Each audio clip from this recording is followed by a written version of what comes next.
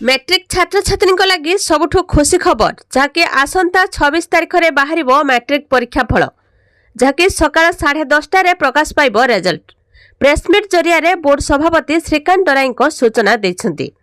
Matric सह मध्यमा राज्य मुक्त विद्यालय फल एका संगे प्रकाश पाइब। फल प्रकाश पर छात्र छात्री माने मार्कशीट और सर्टिफिकेट डाउनलोड करें। एथिपाई माध्यमिक शिक्षा परिषद पक्षरु समस्त प्रकार प्रस्तुति चूड़ांत पर्यायर पहुंची। तेरे चलित वर्ष मैट्रिक मध्यमा मुक्त विद्यालय परीक्षा फेब्रुआरी 20 रु आरंभ होई मार्च 4 तारिख जाए चली।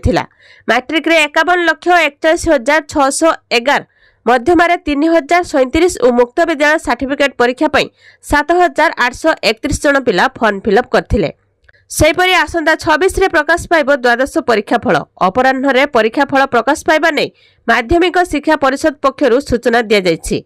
कला विज्ञान वाणिज्य और धंदामूलक परीक्षा फल प्रकाश पाइब। इंटरनेट सुविधा नथिले एसएमएस रे रिजल्ट पाई परिबे छात्र छात्री।